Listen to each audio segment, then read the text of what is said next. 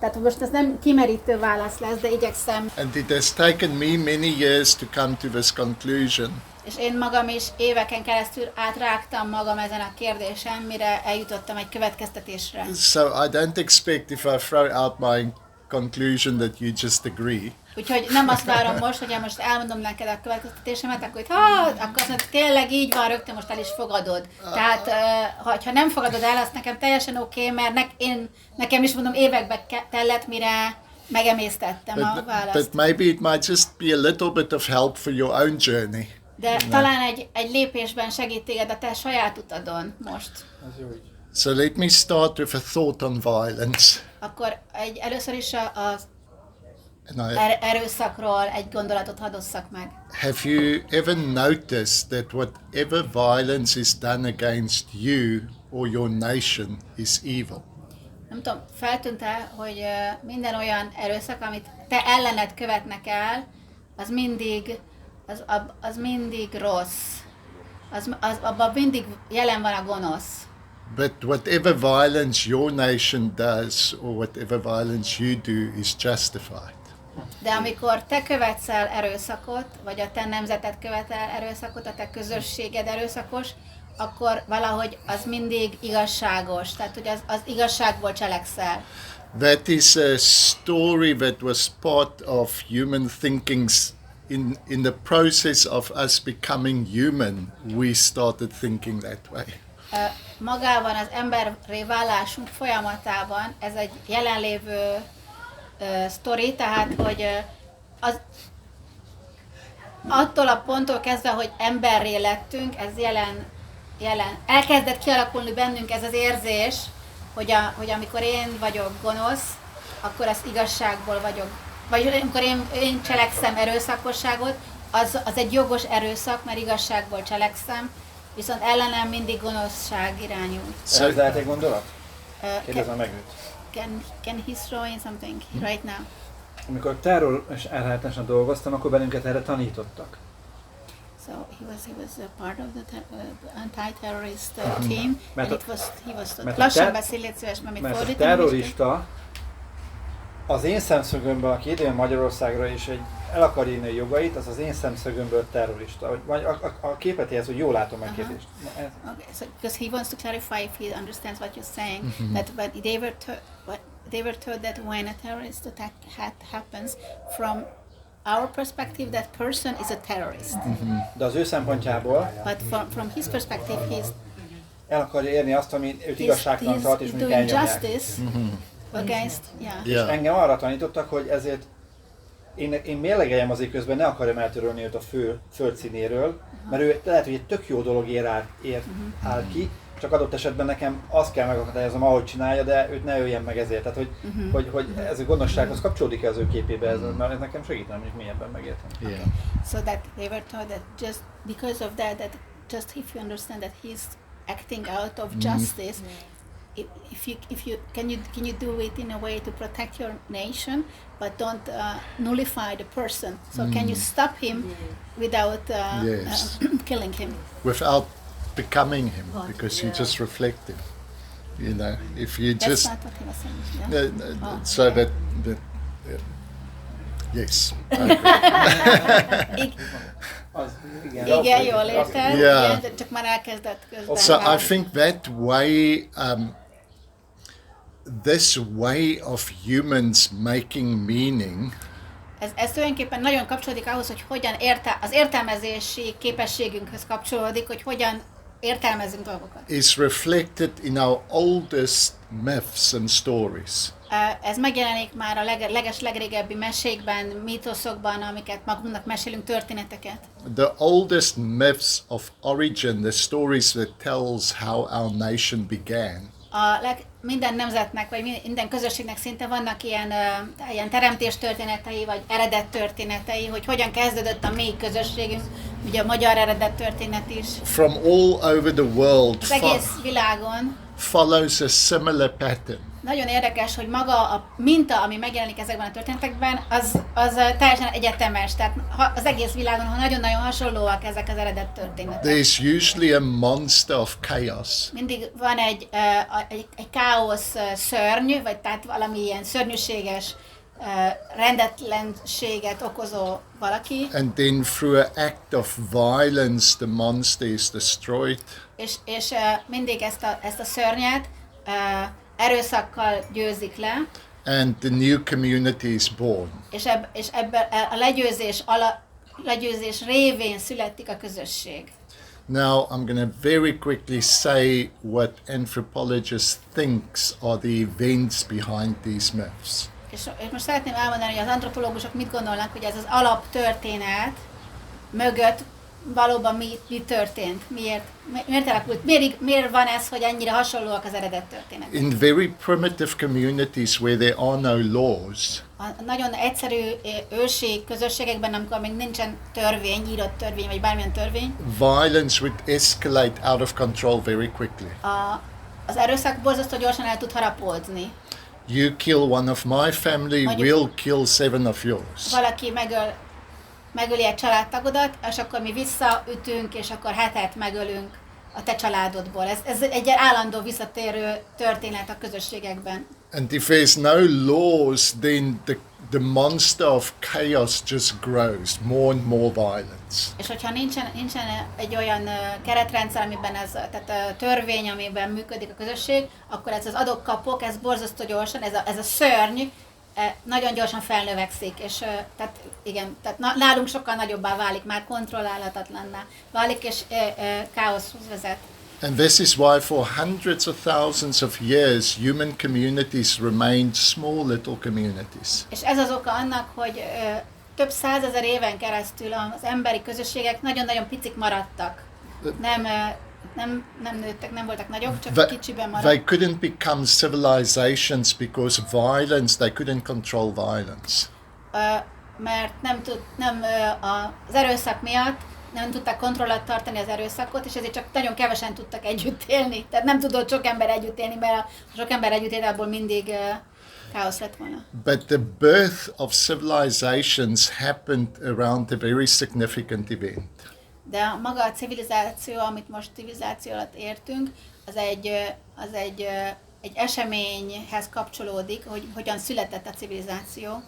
Instead of allowing the monster to grow until it's a war of everyone against everyone, hogy ahelyett, hogy megengedte volna a közösség magának, hogy ez a szörny, ez felnövekedjen, amikor már mindenki ellensége, tehát egy olyan szintre kerüljön a közösségben. In that chaos we discovered that if we point the finger to one person, it can save us a lot of violence. Megtapasztalták, hogyha egy emberre mutatunk az ujjunkkal, most ez egy nagyon szimbolikus, nagyon leegyszerűsített történet, de szóval, hogyha egy emberre mutat a közösség, hogy bocsánat, nem akarok senkire mutatni, ő a hibás, akkor meg tudjuk magunkat védeni a háborútól. Because now it becomes a war of everyone against one. Mert akkor olyan lesz a háború, hogy csak egy ember ellen megy az egész közösség, tehát nem... And that word for pointing the finger, accusation, is satanos in the Hebrew. És ez a vádlás szó, ez a szátánosz. Tehát a héberben ez a vádlás szó. So, a ujjal mutogatás. So I'm very quickly speaking about the stories and the history before the Bible. Tehát ezek olyan események, olyan történetek, amik még azelőtt megtörténtek, hogy lett volna Biblia. The way in which humans made meaning was in saying the community is innocent. És akkor ugye bejött az értelmezés, és úgy értelmezték ezt, hogy maga a közösség az mindig ártatlan. Our enemy is guilty. És van egy ellenségünk, és az ellenségünk az, aki bűnös. And God is the one who justifies my violence against the enemy. És Isten pedig egyetért az én erőszakommal, és azt mondja, hogy ez egy igazságos erőszak. That way of telling stories still going on. És ez gyakorlatilag így meséljük el magunknak, minden történetet így mesélünk minden mai napig. Most itt nagyon túlzóan mondom, de mégis ez itt van velünk a mai napig. That's the background to what I want to answer about the Bible. És akkor visszatérek a te kérdésedhez, And a I'll come to you. Bibliával kapcsolatban. So when the Hebrew scriptures begin, they start wrestling with that idea. Amikor megszülettek ezek a héber írások, akkor foglalkoztatta őket ez a kérdés. So this story that I just told, that we are innocent, enemies náluk is jelen volt ez, hogy mi vagyunk, az Isten velünk van, mi igazságosan gyilkolunk. They live in a community where that's the story everyone's telling.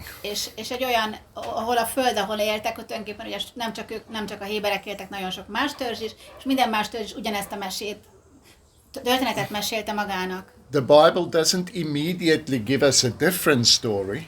A Biblia nem azonnal ad nekünk egy teljesen más értelmezést. It just starts questioning some of the ways in which we've told our stories. Először csak elkezdi megkérdőjelezni ennek a kerettörténetnek bizonyos pontjait. So for instance, the story of Noah might simply be a reversal of the myth.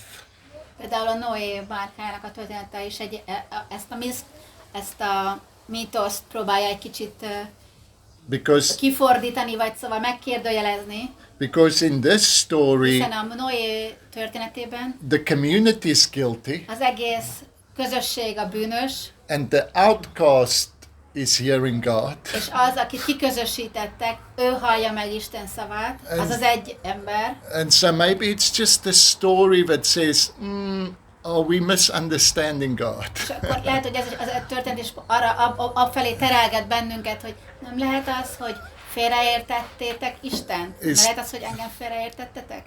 And so, here's my conclusion. És akkor itt a válasz, hogy hova jutottam. I think all the scriptures that portrays God as the origin of violence. Én szerintem a Bibliában minden olyan írás, ami úgy festi le Istent, hogy ő erőszakos. Or the one who commands genocide, commands war. Sőt, amikor arról van szó, hogy hogy Isten parancsolja azt, hogy kövessenek el erőszakot. I think it's humans projecting their ideas onto God. Én azt gondolom, hogy hiába a Bibliáról beszélünk, de ott is az ember rávetíti a saját elképzelését, Istenről alkotott elképzelését, rávetíti Istenre. It's humanity struggling with an idea that was deeply embedded in their minds. Tehát itt az egész emberiség küzd ezzel a mélyen bennünk élő mítosszal. Ultimately, in Jesus, he overturns that story. És ugye ennek a klímaxa, a csúcspontja annak, hogy ezt a mítoszt Isten lebontsa bennünk, az a Jézus személye. Where he shows us our scapegoat is innocent. Amikor megmutatja nekünk, hogy a fekete bárányunk, a scapegoat, a bűnbakunk, ártatlan. Tehát Jézus mint bűnbak, akire azt mondjuk, hogy bűnös, ő ártatlan. That God is not the one who justifies our violence. És Isten nem teszi igazságosá a mi erőszakunkat, nem gondolja azt, hogy a mi erőszakunk igazságos lenne. But the one who suffers our violence. Hanem Isten az, aki elszenvedi az emberi erőszakot. And therefore the challenge is for the community to look in the mirror. És arra bíztatja a közösséget, hogy nézzen már bele a tükörbe. And realize szembe önmagával. that the problem wasn't with God or the scapegoat, but with us. És vegyük észre, hogy a problémának az sosem volt Isten, sosem volt a bűnbakunk a probléma, hanem az ott van, mi vagyunk, mi bennünk van. Nem mi vagyunk a probléma, azt nem mondta, hanem mi bennünk van a probléma. So I see scriptures as a developing narrative. Tehát én a Bibliára úgy tekintek, hogy az mint hogyha egy folyamat van benne, mint hogy egy fejlődés történne a Biblián belül is. Where God allows his children to write their story from their perspective. Ahol Isten megengedi az ő gyermekeinek, hogy írják le a közös történetünket, tehát az Istennel megélt történetüket, a gyerekek, írják le nyugodtan úgy, ahogy azt ők megélték, emberi perspektívából. And when my 2-year-old toddler brings me a picture of a house and the sun and the family, És hogy amikor van egy 2 éves gyereked, és hoz neked egy rajzot, amin ott van a kis otthonotok, a napocska, meg a család, I don't correct him and say, no, your perspective is all wrong. akkor nem azt sem, hogy megfogom a rajzot, és elkezdem kijavítani, hogy úristen, a perspektíva, hogy néz ez ki ez a rajz. I say, that's such a good effort. Hanem azt mondom, hogy wow, de szépet rajzoltál. And you continue És drawing. légy szíves, alig várom, hogy rajzolj még nekem, légy szíves. And one day, even when your pictures are very different from this, I will still treasure this. És amikor majd nagy leszel és egészen másképp fogsz rajzolni, akkor is nagyon drága lesz nekem ez a 2 éves rajzod is, és őrzöm, meg fogom őrizni azt. So maybe the Bible is a record of humanity growing up. Tehát én úgy tekintek a Bibliára, nem lehet az, hogy ez az emberiség fejlődésének, felnőtté válásának And we've got egy leírata? and we've got pictures of God that's out of perspective. És ebben a Bibliában olyan istenképek is megjelennek, amik hát torz perspektívából készültek.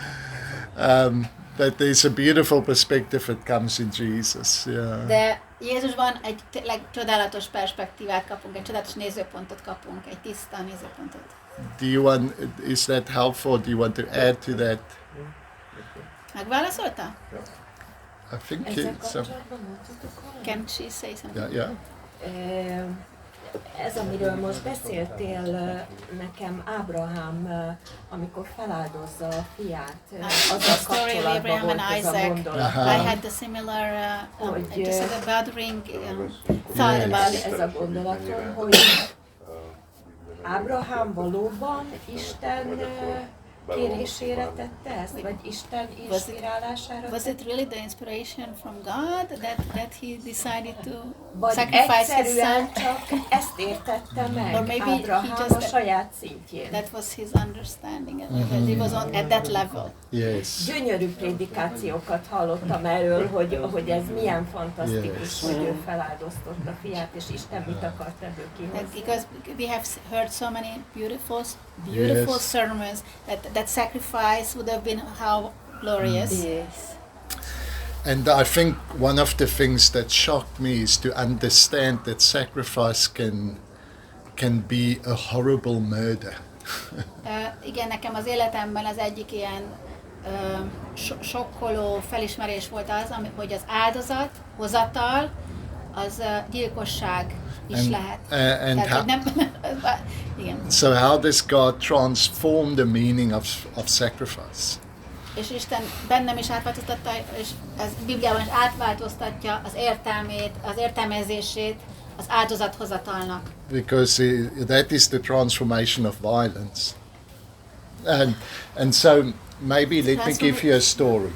Hogy hozzak egy történetet, hogy ezt We just met a beautiful Jewish scholar in Rome. Rómában találkoztunk, Rómában most voltunk egy konferencián, és ott egy zsidó tudóssal beszélgettem. We've read some of his books. It's called Olvastam The a Prophetic könyveit. Law. A Profétai Törvény című könyvet is ő írta például. And he told us about the Midrash, a Jewish story behind the sacrifice of Isaac. És ő felhozta, hogy a Midrás is értelmezi ezt az ábrahámi történetet. Most elmondom nektek, hogy a Midrás hogy értelmezi. And he told us the story to illustrate the way in which the Jewish authors and the Jewish scholars thinks about text.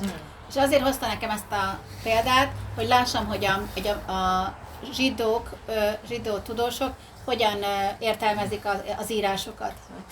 For them És ez there's a lényeg, hogy náluk nem csak egy értelmezés van jelen. Tehát, hogy mindig több értelmezés megfér egymás mellett. there's never just one correct interpretation. Tehát, hogy ott nincsen ilyen, hogy van egy egy jó értelmezés az pont. So this is one story that they tell about Isaac. És akkor van egy ilyen történet is az Izsákkal kapcsolatban. Sarah had to look carefully after all her animals on the farm. Because Abraham would sacrifice everything. Oké. Ábrahámnak volt egy kis ilyen beakadása, és ő annyira szeretett áldozni, hogy a Sárának mindig vigyáznia kellett ott az állatokra a farmon, mert bármelyik állatot bármikor... Ugye, Beszéli, hogy triggerheti. Triggerheti. ez volt a pont, trigger. And one day she sees him walking away with Isaac. Egy nap egyszer csak látja, hogy Izsákkal sétál el az Ábrahám. Thought, what is happening here? Jézusom, mire készül? So she quickly finishes in the kitchen and she grabs a goat. Gyorsan befejezi a konyhában a dolgait, és felkap egy bárányt. And she follows him up a És mountain. fölmegy, utánuk megy fel a hegyre. And just at the point where he's És about to amikor sacrifice látja, Isaac, hogy a Izsákot éppen már gyilkolná le az she throws the goat in the bush. akkor rádobja a bárányt erre a And she said, bokorra. don't do that. Azt mondja, hogy nehogy, ne tedd!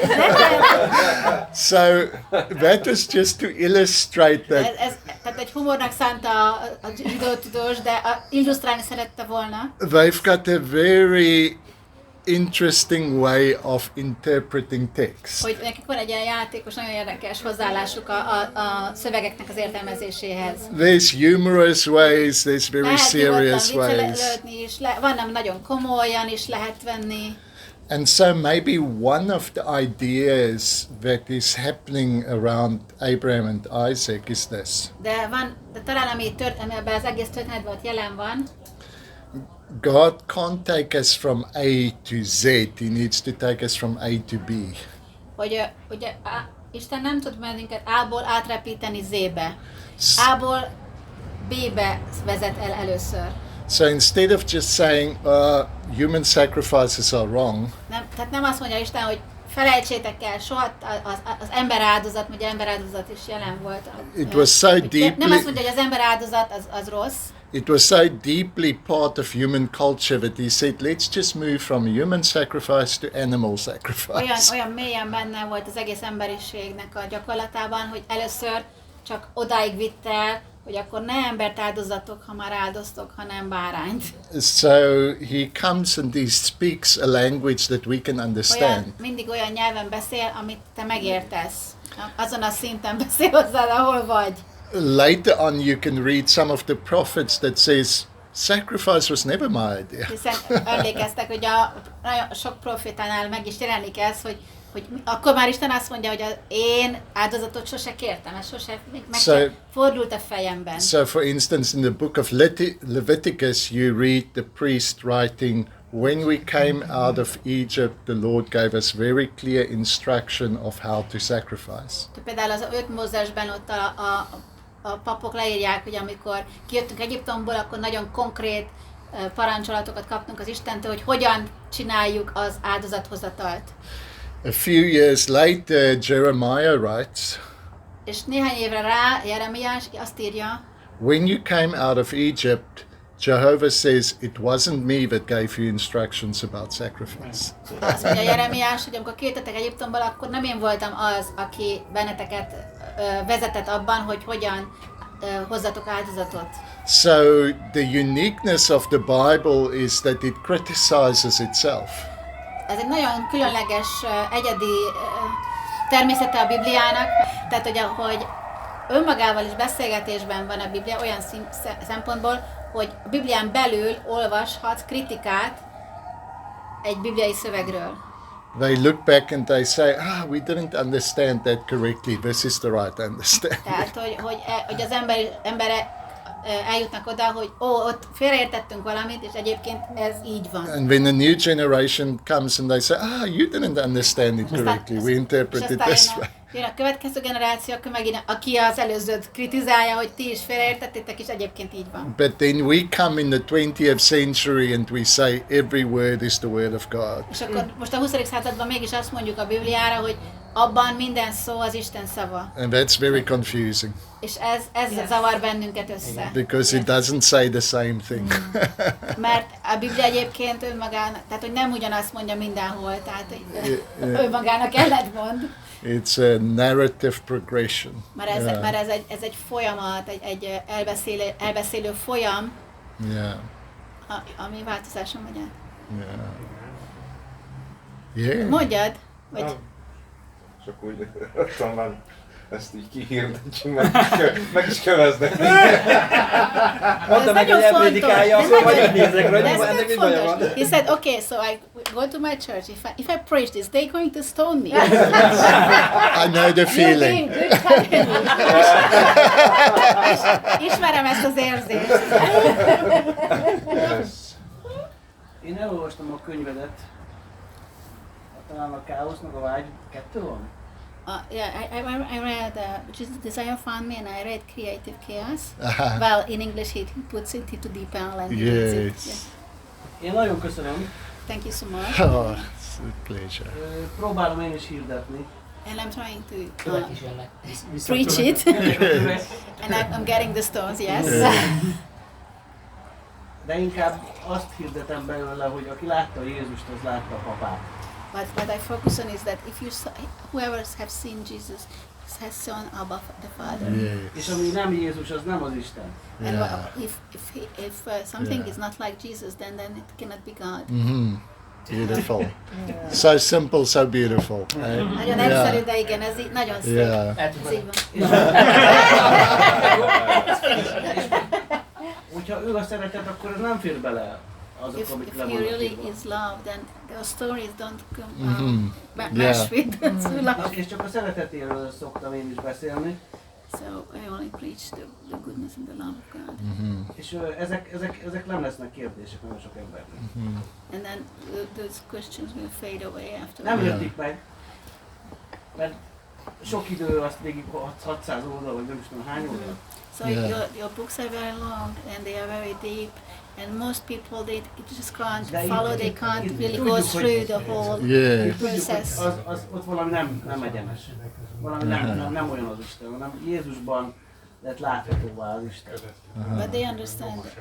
Yeah. If they are lazy to go through the process, they still can understand that in Yes. Jesus you see the invisible God. Yes. És te segítettél nekem is, mert nem értettem. I did not understand myself, and it was through your help that I understood Yes. all this. Hanem így lett egy ilyen pecsét rá, hogy csak jól éreztem. But so I mean, I had like a gut feel, but you made me certain, like, okay, Yeah. maybe that gut feel I can trust. Ez az érzés, hogy ez a sok agyarást nem is akarom igazából ráborítani az emberekre, hanem ezt a szemüveget, vagy ezt az érzést, hogy az Isten milyen, azt szeretném átadni csak. So what I feel is that the message, it's really not about your mind. It's more about the. Mondjad még egyszer, mit mondtál, hogy mondtad? Nem akar I think So it's because people think, I mean, Yeah. thinking is not everybody likes to think too long. Yes. So what we try and do is we try and bring experience and thinking together. Az egész életünk, amit csinálunk, az mindig próbáljuk össze, tehát hogy oké, van mögötte gondolkodás, de muszáj, hogy tapadjon hozzá tapasztalás és élet. Is És hogy to ezt szeretnénk összehozni mindig, és erre biztatni mindenkit. is the kind of thinking that enhances our experience. Tehát van egy olyan gondolkodás, ami a te tapasztalásodat egy magasabb szintre emeli. And very often we have to undo the thinking that is there to open up to a new experience. Nagyon sokszor el kell felejtsük azt, amit gondolunk ahhoz, hogy végre megéljük azt, ami ott van. Tehát, hogy kinyíljunk egy olyan tapasztalatra tegyük szert, ami eddig nem volt, ahhoz nagyon sokszor éppen, hogy a gondolkodásunkat kell elfelejteni, mármint amit eddig gondoltunk. But I think when our thinking and our experience comes together, it creates much more depth. De mindenképpen azt gondolom, hogy amikor ha a gondolkodás és a tapasztalat kéz a kézben jár, akkor az egy nagyobb mélységet ad neked. Tehát, hogy szükség van a gondolkodásra. Because sometimes people, I love the simple message, just look at Jesus, that's God.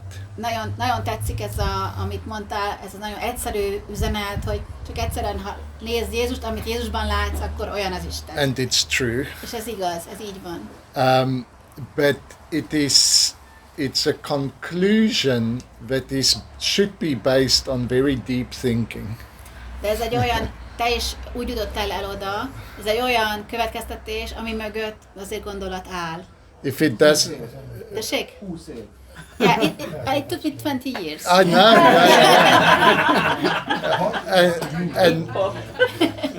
and very often people they just want the conclusion without the depth. És az van, hogyha az ember, tehát nagyon sokszor én tudom, hogy azt akarják az emberek, hogy nekem csak mondjad a konklúziót, nem kell nekem a mélység, csak mondjad a végét. And when it's not simple, it's shallow.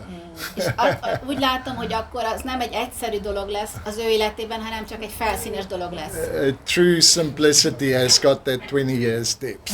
Tehát az igazi egyszerűségben mindig ott van az a 20 év mélység. Yeah. Igazából nekem nagyjából megválaszoltam, amit kérdeztem volna, de hogy tulajdonképpen akkor az Ószövetségnek az a erőszakos istenet, akik a keresztények is nagyjából úgy elfogadnak, vagy próbálnak magukévá tenni, azt mondom, éppen a zsidóknak egy ilyen bálványa, vagy egy saját maguk által Isten. Okay. Jó, nagyon fontos kérdés. Pontosan szeretném elmondani. So, then is that... Are you saying that? But she said, well, first of all, you basically answered my question, but I still want to ask you this. That the violent God that's portrayed in the Old Testament, now is that a idol of the Jewish nation? So I think yes. Igazából igen. So I think the Jewish nation doesn't fall out of heaven with all the ideas in place. A zsidó nép az nem egy olyan nép volt, aki lepottyant a mennyből, és mindent így tisztán látott. They've got the complex history of basically they were like gypsies. Nekik nagyon komplex történetük van, kicsit olyanok, mint a romák, a cigányok. It's the word Hebero meant people from different places who were outcasts coming together. That was Hebero, where we get Hebrew from. Akik a héberek, az egy olyan, igazából az nem is nem egy faj, hanem az egy társadalmi csoport, és ez a kivetettek csoportja, ez ilyen nem hajléktalanok, de and when another large a társadalom szélén levőknek a csoportja. And when another large part of them came from Egypt. És egy nagy részük utána Egyiptomból érkezett. So if we do genetic tests today with modern technology, hogyha most a 21. századi technológiát bevetjük és genetikai vizsgálatokat végzünk, you will find a lot of Jews from Egypt and a lot of them from everywhere. Hogy akkor a zsidók egy része Egyiptomból jött, és nagyon-nagyon nagy részük nem Egyiptomból, hanem már mindenhonnan máshonnan. Gyülevész nép, az egy nagyon szép szó. Azt jelenti a habirú, hogy gyülevész nép. Igen. Kivetett is? Kivetett? Igen. Does it mean Habiru means outcast? Hebero, it means that it's not part of an established national group. Nem, it's from nem all tartozik over sehova. they come. Egy ilyen Gyülevész. Gyülevész. Yeah. Törvényen kívüli. Yeah. And I say that to answer the question a bit further. Egy kicsit viszem tovább a kérdésedre a válaszomat. That they don't arrive on the scene with a complete theology about one true God. Istennel kapcsolatban is nem egy kész teológiával érkeztek a héberek. The oldest text that we have in the Bible is still polytheistic. It acknowledges many gods. Hogy a Bibliában a legrégebbi szövegek, ami nem az legelső oldalon található szövegek, tehát ami a legrégebbi, korábban született, azok a politeista szövegek. Tehát, hogy a Bibliában is van több Isten hitű szöveg. So the first commandment doesn't say there are no other gods except me. Nem azt mondja az első parancsolat, hogy nincs más Isten rajtam kívül, It says don't put any of the other gods before me. hanem azt mondja, hogy ne tegyed, hogy én legyek az első az Istenek között. And so, for instance, in Deuteronomy, there's a very interesting text. It's one of the oldest texts in the Bible. Az 5 Mózesban is van ez egy olyan rész, ami az egyik legrégebbi szövegrész. It says, when Elohim, the Most High God, Azt mondja, amikor az Elohim, a legmagasságosabb Isten, divided up the nations, felosztotta az a nemzeteket, he divided them up according to the number of the sons he had. az alapján osztotta fel, hogy tehát a fiai, az Isten fiainak számai alapján osztotta fel. And Én to sejtettem, Jehovah, which was one of Elohim's sons, és Jehova, aki egy volt a Elohim fiai közül, he gave Israel. ennek a Jehovának adta Izraelt. So every nation had their own God. Tehát minden nemzetnek meg volt az ő maga Istene. So let me be clear, I don't think this is literally true. Na, először is hadd tisztázzam, én nem gondolom, hogy ez igaz.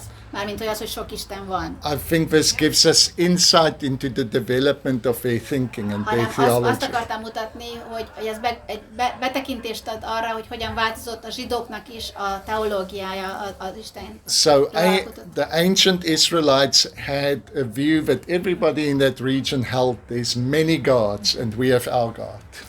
Ők akkor úgy éltek meg, hogy minden az körülöttünk levő népeknek is megvannak az isteneik, és nekünk is megvan a mi Istenünk. Then they go through a theological revolution.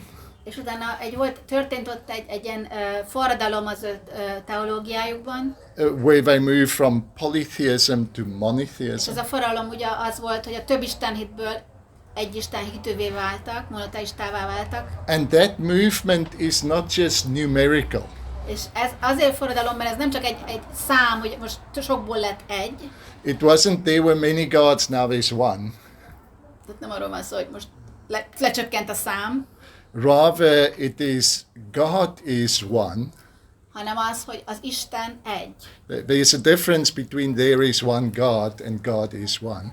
Hiszen más jelentése annak, hogy egy Isten van, vagy az, hogy Isten az egy. It's a different understanding of reality. Az egész az, hogy az Isten az egy, Because egy új valóságlátást tükröz. the way in which the ancient people looked at the world is they saw many multiple qualities in creation.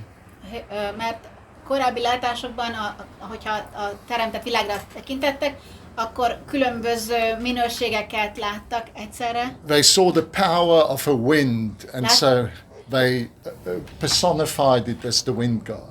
Látták például a szélben meglévő erőt, és ezt megszemélyesítették, és akkor volt mondjuk a szélisten. They saw the power of the ocean, and they identified it as the ocean god. Vagy látták az óceánban meglévő hatalmat és erőt, és akkor volt egy ilyen óceánistenük, vagy tengeristenük. The essence of the Hebrew development is not proposing a new God instead of the old gods. És az a fejlődés ebben nem az, hogy most a héberek hoznak egy új istent, a régi isten helyett, But it's doing away with all gods. hanem azt mondja, hogy lesöpri az összes többi istent, hogy az nincs. Saying there's one deep mystery that connects everything. Azt mondja, hogy van egy nagyon mély titok, ami mindent összeköt. And that ground of all realities, that's what we call God. És ez az alap, ami minden valóság alapja, ez az, amit mi Istennek hívunk. And this God finds a unique face in you and you and you and in the wind and the sea, És ez everywhere. az Isten egy különleges arcot kap, te benned, meg a szélben, meg a tengerben, az óceánban. So yes, I think the development of the Old Testament is a struggle with established ideas. It's not just revelation. It's this argument that they have with themselves as they go through this process. Tehát, hogy az egész Ótestamentum az tulajdonképpen egy ilyen birkózást ír le a fennálló renddel kapcsolatban, hogy a fennálló elképzeléseket írja felül. And the argument is not finished when Jesus arrives. És igazából nem értek, amikor megérkezett Jézus ide a földre, akkor még nem ért véget ez a birkózás. Because 20 years after Jesus, Peter still thinks this is for my club, the Jews. Sőt, még 20 évvel Jézus halála után sem ért véget, hiszen Péter is ott tart még, hogy van az én törzsem, az pedig a héberek. So I think Jesus portrayed God accurately. Tehát azt gondolom, hogy Jézus tökéletesen mutatta meg nekünk az Istent. But we're still trying to work out all that entails. De mindig, még mai napig is azon dolgozunk, hogy megértsük, amit ott Jézusban látunk. Yeah. Van ez az Anton Barnett. Anthony Yes, Bartlett, Anthony yeah. Bartlett, yes. A könyveit. I have read his books. Yes. Meg ti beszélgettetek. When there's a conversation with Ez a 7 ilyen erőszak mítosza az Ószövetségben megcáfolása. 7 violent stories in the Old Testament Yes. and argument against them. Yeah. The 7 stories. 7 stories, Very, yeah, very that's good on my book. list, has to be Yes. translated. Yeah. Van egy igen, vagy mondod, hogy az a könyv, micsoda? Ez a 7 ilyen Ószövetség. Hiszem 7 történet, az annyi a címe, benne van a projektlistámon, vagy ha valaki szeretne fordítani. Igen, hogy a 7 történetet vesz, erőszakos történetet vesz a Ótestamentumból, az Ószövetségből. És azt is magyarázza ilyen finoman, hogy nem azok, meg a zsidóságot végig, hogy nem úgy alakultak ki, az előbb beszéltük. És nekem az lenne a kérdésem, hogy ti hogy jutnak el ezekhez az információkhoz? Honnan esik be, hogy fújja be a szél? Engem... So my question is like, this is awesome what you are sharing, but how do you get to this point? Like how these ideas, and the wind comes and then That's blows it on your desk? that's the benefit and beauty of reading and studying and conversing. Hát igazából úgy olvasok, nagyon-nagyon sokat olvastam én is, és ez a sok olvasmánynak, meg a sok beszélgetésnek I think he wants to know more. Ez nem kielégítő válasz, ugye? Nem, hogy például, amit a könyvében is ír, hogy Isten térdel az ember előtt. So for example, the Barak thing. Like how did hogy you... ezt, hogy jutsz el egy ilyenre? Like, that ő God imádja az kneels. ember. Oh, yeah, so Mert ez itt Magyarországon kiborul, hogy az Isten térdel az ember előtt. So Yes. that's a big scandal here in Hungary. De fordítva. very often I would think, wow, I had an original idea. Nagyon sokszor megtörténik velem, hogy azt mondja, úristen, micsoda ötletem van, és ezért We were just discussing this morning ma reggel is volt egy hasonló. of things that we said 20 years ago. Hogy felelevenítettünk egy beszélgetést, ami közöttünk ment le 20 évvel ezelőtt. And we thought no one has ever seen this. Azt gondoltuk, hogy ez soha senki, azóta se jött rá, vagy szóval erről nem beszél senki. And we're very so excited about it, we can't keep quiet. És annyira 20 évvel ezelőtt annyira izgatotta tett bennünket ez a látás, hogy nem tudtunk csöndben maradni már. Although we've not heard anyone else saying it. Ha bár sosem nem hallottuk volna, hogy bárki más erről beszélt volna. And then 10-15 years later we discover that people said it in 300 years after Christ. You know? És akkor ugye elindultunk, és akkor mondjuk 15 évvel azután, hogy elindultunk, szépen lassan rájövünk, hogy az emberek, az emberiség, egy csomó ember már a 3. században erről beszélt. So maybe one day we'll have an original idea. Lehet, hogy egyszer lesz egy olyan ötletem, amit még soha senki nem jött még rá, de még egyelőre az van, hogy nem. But I think there's, if you love the beauty of truth, De azt hiszem, hogy ha tényleg szereted a szépségét az igazságnak, or the truth of beauty. Vagy ha szereted azt az igazságot, azt, hogy a szépség az igazság. I am drawn towards beauty Engem lenyűgöz és állandóan hív a szépség. even more than towards truth. Igazából jobban rám nagyobb hatással van a szépség, mint az igazság. Mármint, hogy én a szépség fele megyek. Because I know the purest beauty is always true. Mert azt gondolom, hogy az igazán szép dolog az mindig igaz. A szép dolog, ami igazán szép, az biztos, hogy igaz. And I think if you follow that drawing towards truth and you do it for the sake of your own experience, Hogyha mindezt magadért teszed, tehát hogy azért, mert ez téged, tehát ez neked kell, a saját élményeidét, a saját megtapasztalásodért teszed, you discover many things on that journey. akkor egy csomó mindenre rá fogsz jönni ezen az úton. Yeah, I just think if, you know, we've often said that if our confidence was placed in being right, Nagyon sokszor mondjuk, hogyha az adna nekünk biztonságot és önbizalmat, hogy nekem most igazam van, then we've got many opportunities to be disappointed. akkor nagyon sokszor pufára fogunk esni. But when your confidence lies in the fact that whether you're right or wrong, you are loved, De hogyha az ad neked biztonságot, hogy akár igazam van, akár nincs igazam, szeretett vagyok, then szeretett vagyok, tehát szeretnek engem, then your heart opens akkor ez valamiért kinyitja a te szívedet. to a truth that's more than just the container, Egy olyan igazságra, ami nem fér bele semmiféle konténerbe, but a God that is hiding in mystery, hanem egy olyan Isten találsz, aki olyan, mintha egy kicsit így bujkálna, tehát kifejezetten szereti a titkos vagy a misztikus dolgokat, to be found in many different ways. és azt szereti, hogy találd meg őt így is, Yeah. meg úgy is, meg amúgy is. Yeah.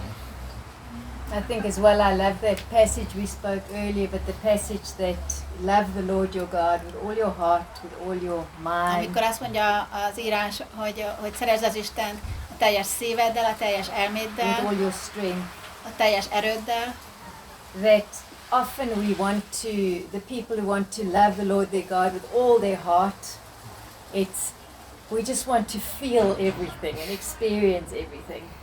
valahogy olyan az emberekben az érzés van, hogy én teljes szívemmel szeretném Istent szeretni, de They want to experience, feel és everything. szeretnék ezt igazán, én akarom érezni, én ezt szeretném tapasztalni. Yeah. And then the ones who want to love the Lord their God with all their mind, Aztán vannak azok, akik a teljes elméjükkel szeretnék Istent szeretni. they say this feeling business is, Azt mondják, hogy az érzés az nem we need to annyira, know. az nem olyan fontos, mert tudnunk kell. And then the ones who love the Lord their God with all their strength, they just want to take action. You must change the world. Aztán vannak azok, akik a teljes erőjükkel szeretnék Istent szeretni, azok inkább ugye akcióba lépnek, You must és do more. tehát teszik, csinálják a dolgokat. And I think God is wanting to stretch us out of our comfort. És azt gondolom, hogy Isten szeretné, hogyha így kihozzon bennünket ebből a komfortzónából, Because we may be good in one area, mert lehet, hogy az egyik oldalban erős it vagy, comes naturally to és us. ez neked természetesen jön mondjuk valamelyik terület, But God says, come on. de ő azt mondja, hogy gyerünk, Even that way of expression, it's too small for me. hogy mindig túl pici, mindig túl pici. There are avenues or there are parts of you that have not been expressed fully yet. Annyi minden van ott benned, annyiféle szoba van, annyiféle út van, amit még el se kezdtél, még el se indultál rajta. And I want to make myself visible in that part of És me. ott is, én azt szeretném, ha ott is láthatóvá lennék te benned, azokon a területeken is, ahol nem érzed magad otthonosan. That's why it's also we need each other. Ezért én azt gondolom, van ennyire szükségünk egymásra. Yeah, because we have a unique perspective of reality that needs to be shared. Mindennyiunknak megvan a maga egészen egyedi látása a valóságról, amit muszáj, hogy megosszunk egymással.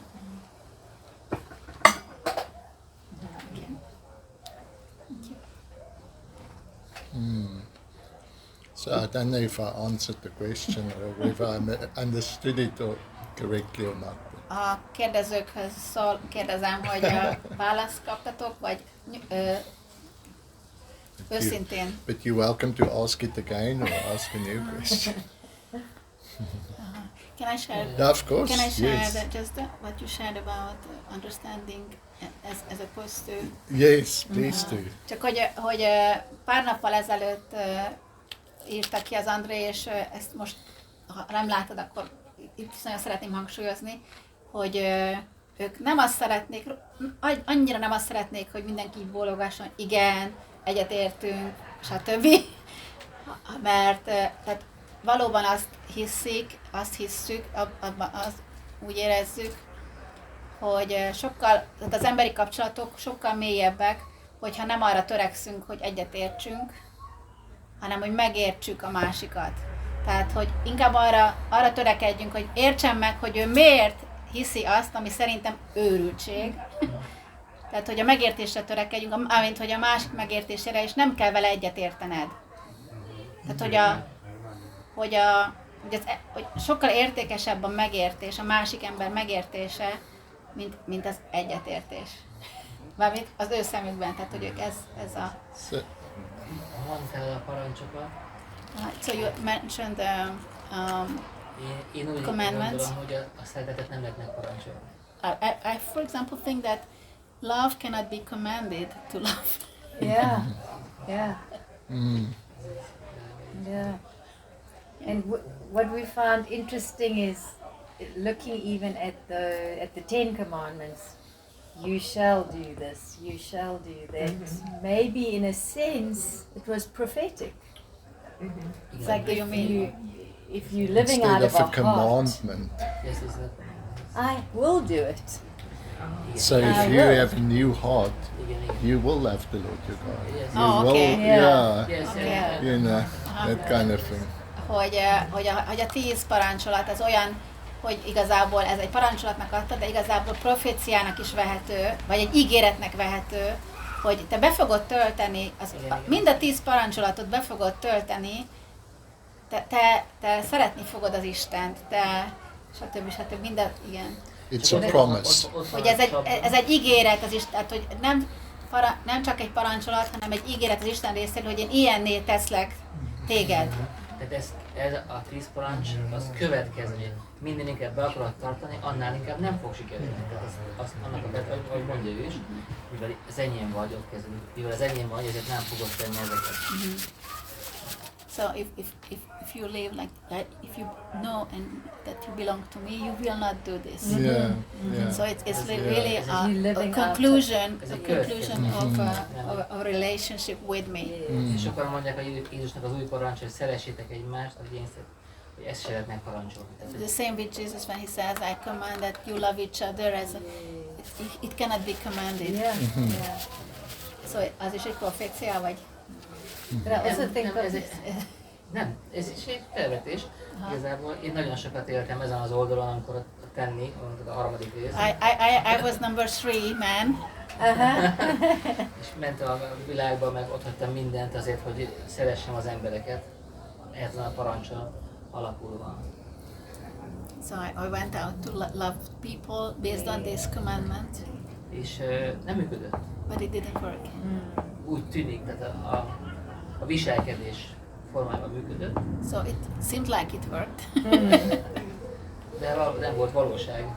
But somehow there was no reality behind it. So do you want to help us understand that?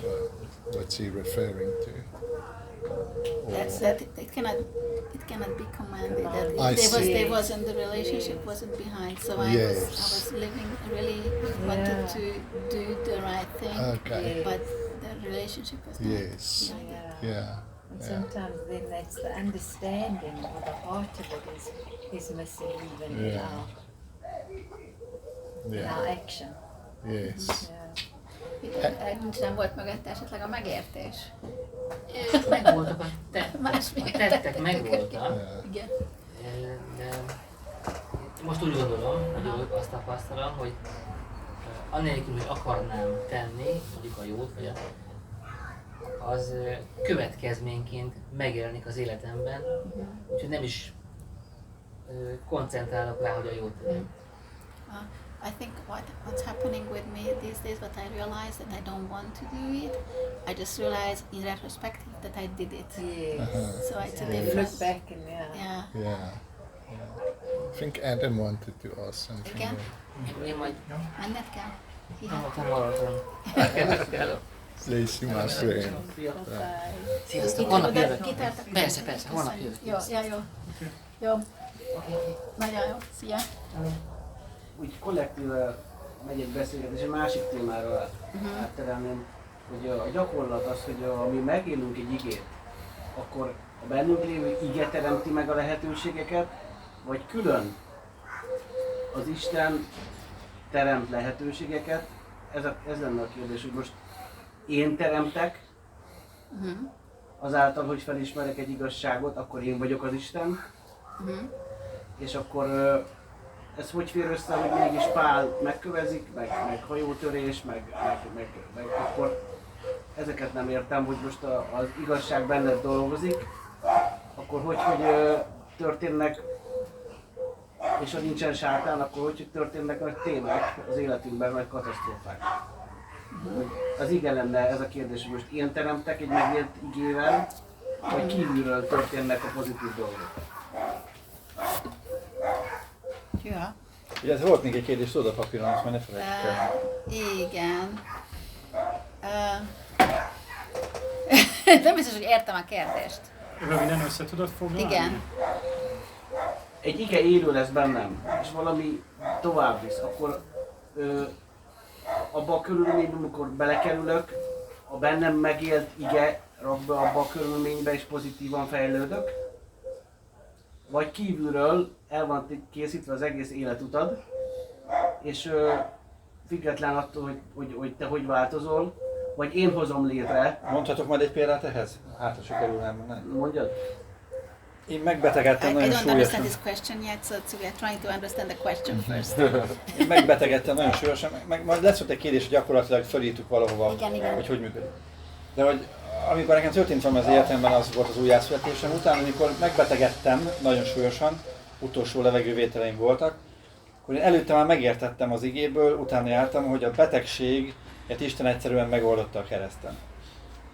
És amikor ezt így mélyen a szívemben ezt elfogadtam és így megértettem, akkor onnantól kezdve én úgy voltam abban a betegségben benne, hogy én rendben vagyok, ez rendben van, úgy is meg lesz oldva. Nem próbáltam én semmit nagyon, csak próbáltam túlélni, de ebbe a békességbe értem, hogy ez úgy is megvan. És amikor az utolsó levegőt vettem, de szó szerint a fürdőajtóba, akkor megszólt Isten és azt mondta, hogy mivel kaptál 2 ígéretet tőlem, ezek közül egyik se teljesült még, ezért nem fogsz meghalni. És kaptam levegőt, és 2 napon belül meggyógyultam és mentem tovább. Jó ez a példa hozzá, vagy nem jó? Ez a szabad akarat. Pedig úgy érzem, hogy megértettem az igét, és az váltotta ki a következményt. Hit által mi teremtünk, vagy az Isten rajtunk keresztül teremt? Valami ilyesmit kérdezem. Azt, hogy amikor megértek egy igét, amikor beépül az életembe, akkor nyílik egy új lehetőség. Akkor én teremtek azáltal, hogy élő lett bennem, beépült valami, vagy az Isten az eleve egy életút, egy életszakaszon, egy pályán vezeti az embereket, és a saját részünk, hogy akkor nekünk kell tenni ezt, hogy benne maradok, kutatom, kijelentéseket kapok, és akkor a saját sorsomat én úgy tudom előrébb vinni, hogyha ő élővé tesz valamit. Az ige az, ami egy jobb pozícióba helyez mindig. Vagy pedig van egy eltervezett út, és vagy pedig van egy eltervezett út, amit illeszkedjek. It's basically about, does God have a plan? Question. Like, do I have to figure out the plan of God? I think it's time to talk about it. Yeah. I'm very so I think the idea that God has a plan, most of us are familiar with that. Itt van mindenki, csak az Attila ment el? Kevesebb meg tudom határozottan. Tehát ugye Istennek csodálatos terve van az életedre, ezt talán már hallottátok, és valószínűleg, tehát hogy valamennyire talán része is a hitednek, hogy ez. And I think there's something beautiful about that metaphor. Azt hiszem, hogy ebben a metaforában, hogy Istennek csodálatos terve van az életedre, van benne valami tényleg csodálatos, nagyon szép. I think it speaks about God's involvement in our future. Mindenképpen azt kommunikálja, hogy Isten benne van a te jövődben. I love the way in which God foresaw something happening with that Zen community. Például nagyon tetszik az én saját történetemben az, hogy Isten előre tudta, úgymond, hogy ott fog történni valami ott a zen buddhistákkal, köztem és velük. Tehát, hogy Isten előre látott dolgokat. But very often we push the idea of plan too far. De úgy látom, hogy túltoltuk ezt a biciklit, hogy az Isten terve, ezt kicsit túl messzire vittük el, ami már nem. We push it to the extent where we imagine God as a micromanager. Tehát olyan most már ez az Isten, mint hogyha egy ilyen tehát egy olyan mikromenedzser vezető, aki mindenben ott van, mindent kontrollál. That has planned every outcome for your life and now he's trying to get you to stay within the plan. Hogy megvan a kész terv, és mint hogyha ő felülről azt próbálna, hogy téged mindig oda bele terelgessen abba a kis vályadba, amit ő előre eltervezett. I don't think that is useful. Én szerintem ez nem egy túl hasznos elgondolás. So for instance, we have dreams and hopes for our children. Én magamnak, nekünk 2 gyermekünk is van, nagyon sok mindent, jót szeretnénk nekik, és van tervünk a gyermekeink életével kapcsolatban. And the more immature they are, the more we are involved in planning their day. És mindannyian, akik a gyermekeket nevelünk, minél kisebb a gyerekünk, annál jobban benne vagyunk a gyerek életében, és annál jobban menedzseljük a gyerek életét. The older they get, the more freedom they have. És ahogy nőnek föl ezek a gyerekek, annál nagyobb szabadságot adunk nekik. And then they become completely independent. És eljön a nap, amikor tulajdonképpen felnőnek, és hogy teljesen önállóvá válnak. And now if they come to us to ask for advice, it's an honor. És ma már a 2 gyermekünk mondjuk felnőtt, hogyha oda jönnek hozzánk és tanácsot kérnek, én azt úgy élem meg, hogy ez a legnagyobb megtiszteltetés, hogy a gyerekem megkérdez engem. We love being involved in their lives. Nagyon-nagyon szeretem, amikor bevonnak bennünket az ő életükbe. To the extent that we are invited to be. És tehát amikor meghívnak bennünket, hogy legyünk része az életüknek, azt nagyon imádom. And I think often we kind of we imagined this relationship with God as something much more oppressive, the plan idea. De úgy látom, hogy ez az Isten terve az életedre nézve, ez olyan kicsit olyan elnyomó Istent hozott létre benned. Tehát, hogy így beleszorít téged ide. For instance, God planned what career you should follow. Hogy tényleg Isten elgondolta előre, hogy neked milyen karriert kéne választanod? Where you should live. Hogy hol kéne élned? We think his ideas are very strict and definite. Mint hogyha lenne egy ilyen tuti és szigorú terv. But in Jeremiah 29, where it says, I know the thoughts or the plans I have for you. De amikor Jeremiás 29-ben azt mondja, hogy én tudom, mi a tervem veletek, then he tells us the plans and they are very vague. Akkor és ott elkezd beszélni különböző tervekről, azok mind ilyen nagyon homályos tervek, tehát nem konkrét tervek. It's that you should have a future and a hope. Neked van jövőd lesz, és neked lesz reménységed.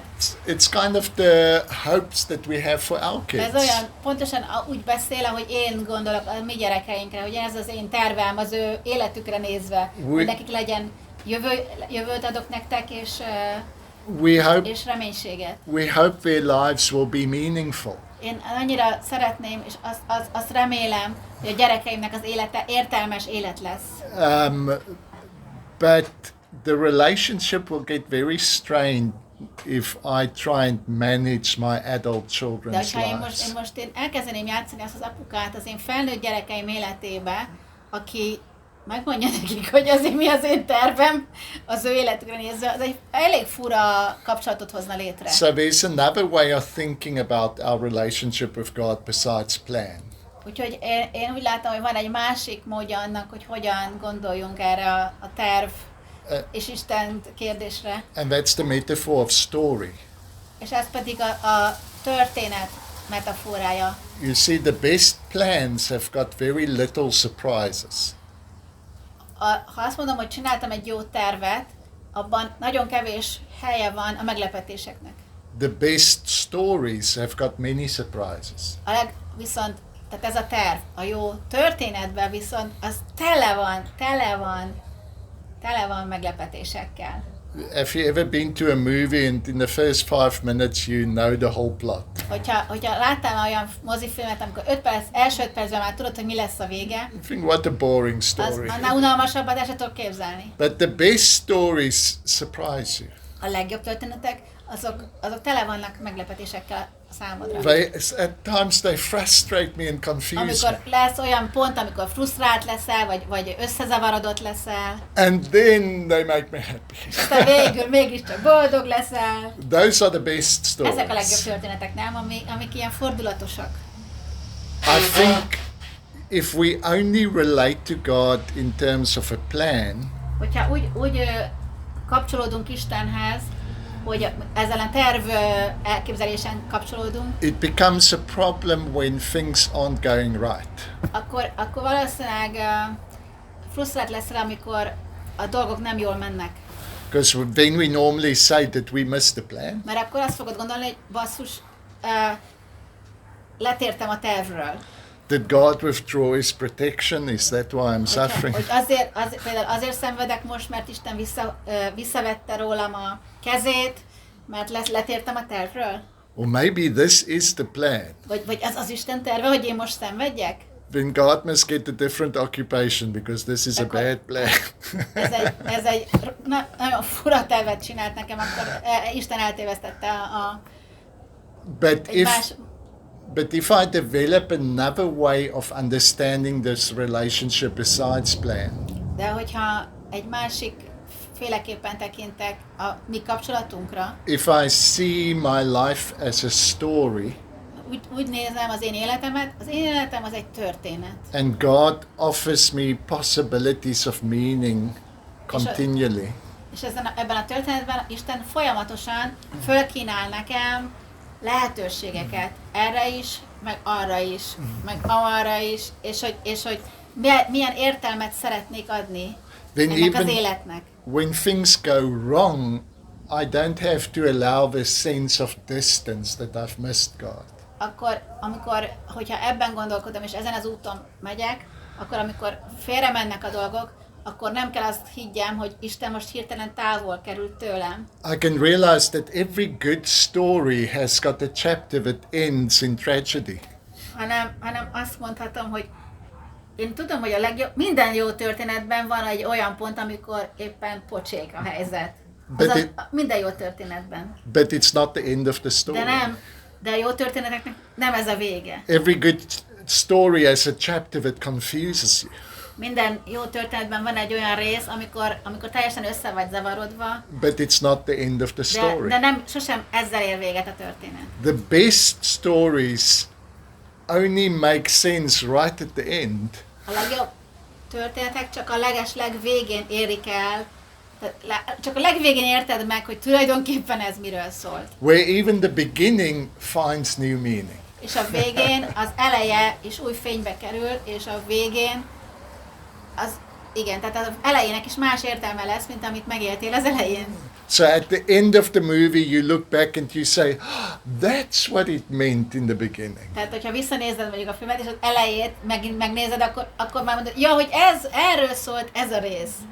So in that sense, I don't think God has a specific plan for your future. Úgyhogy röviden annyit mondhatok, hogy én nem gondolom, hogy Istennek van egy konkrét terve a te életedre nézve. He has a plan for your life to be beautiful and meaningful. Az az ő terve a te életedre nézve, hogy szép legyen ez az élet, és hogy legyen értelme ennek az életnek. And with everything he knows about you and what is possible, he presents you with opportunities every day to move towards that beauty and that goodness.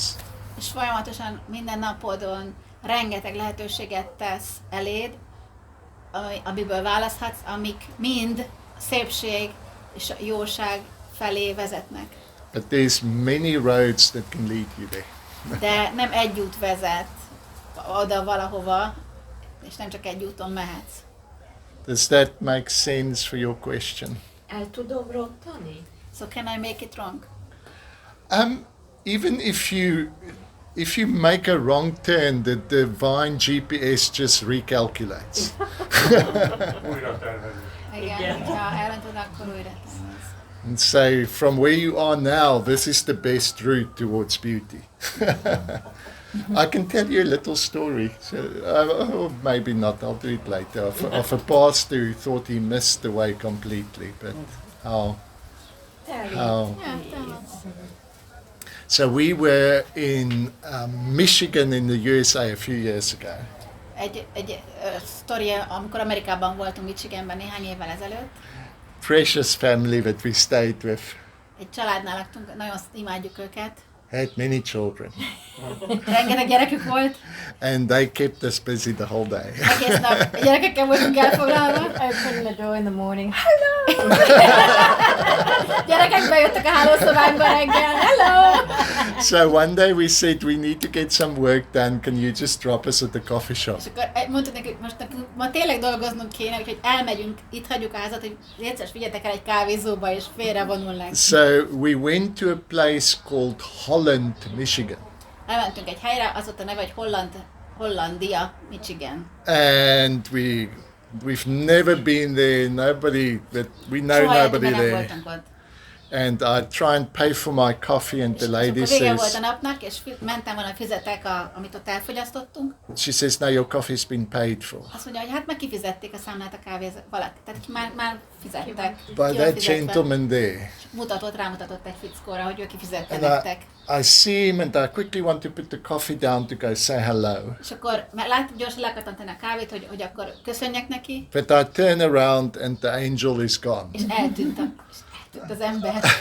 So I'm just thinking about this, and I'm so blessed that in a place that nobody knows us, God would bless us like this. Akkor ez annyira így felkavart engem, hogy úristen, most itt vagyunk egy helyen, ahol senki nem ismer minket, és így egy ilyen klassz dolog történt. That I just put on my Facebook status the little story. We've been so blessed. here in Gyorsan Holland. leírtam a sztorit a Facebookra, kiírtam. And I get the message back immediately. Are you really in Holland, Michigan? És akkor privát üzenet jött rögtön, hogy tényleg ott vagy, itt vagy, Holland, Michiganben? You're not in Holland, in Europe. Nem Európában vagy, hanem itt Holland, Michigan? I said, no, we are here. Mint a Michigani Hollandiában. He says, I've had your book on my shelf for a few years. Azt mondom, de néhány éve ott van a könyvem, a te könyved, a könyves polcomon. I picked it up last night and I started reading. De tegnap valamiért végre kinyitottam és elkezdtem olvasni. And you are in the coffee shop around the corner from me. És megmondom neked, hogy itt vagyok, tehát ahol lakom, az ott van a kávézó mellett. Can I come and see you? Szeretnék veled találkozni most rögtön. Said, please come. És akkor mondtam, ja persze, megválok. És So he sat with me and Mary Ann, and he said, can you please just talk about plan versus story? leült, és akkor mondta, hogy André, légy szíves, meséld, mondd el még egyszer ez a gondolatot, hogy most sztori vagy terv. Hogy Istennek van-e terve, vagy inkább egy történetről van szó. And we can see he's tearing up while we're sharing. De tehát már alig bírta a könnyeivel, és tehát zokogott ez az ember. And he said, 7 years ago, I was a pastor at the main church in this area, main charismatic church. És azt mondta, hogy hát 7 évvel ezelőtt még itt egy nagyon-nagyon nagy gyülekezetnek voltam a pásztora, egy karizmatikus gyülekezetnek. And the message started attracting people from like the LGBTQ community. És az a evangélium, amit hirdettem, az bevonzott egy csomó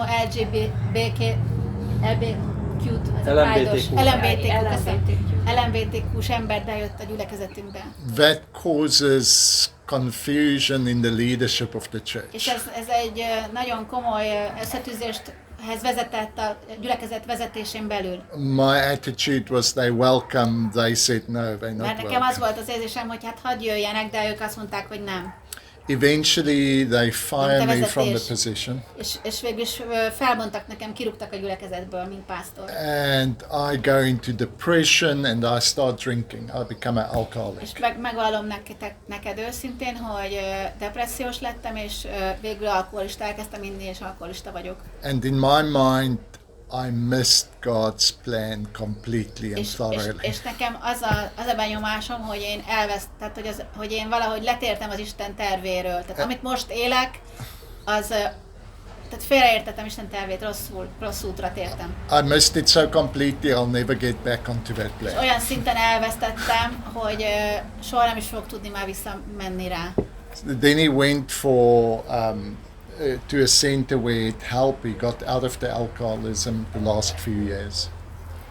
Bocsánat, akkor nem ez volt neki, de azóta, tehát utána elment alkohol elvonó kúrára, tehát amikor beszélnek már nem hallottam ezt, amikor beszélnek, akkor már ő túl volt egy alkohol elvonó kúrán. But still, he can't see himself ever getting back to 7 years that he's missed. De még mindig az az érzése, hogy oda nem fog tudni visszatérni, ahol 7 évvel ezelőtt volt.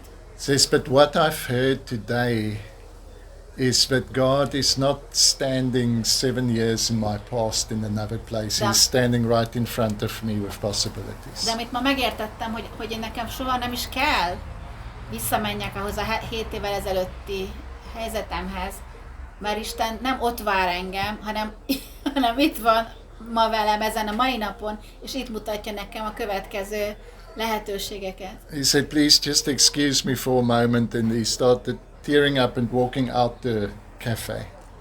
És azt mondta, utána mondta, hogy bocsi, because he saw somebody, or No, tearing he up? just said, excuse me for a moment. Oh, de utána, tehát ez az ember már azt mondta, hogy most, bocsánat, most egy percet adj nekem, mert már nem bírom tovább, és kiment, hogy kiment bőgni a He just kávézóból. wanted to be alone for a moment. Úgy érezte, hogy szeretne egyedül lenni. De azt mondta, hogy de visszajövök, csak bocsánat, most egyedül kell legyek. But there's big windows and we see him walking out. És akkor így sírva kiment, de nagyon nagyok voltak az ablakok ezen a kávézón, úgyhogy láttuk őt, ahogy halad el. And we see another couple see him and go and speak to him.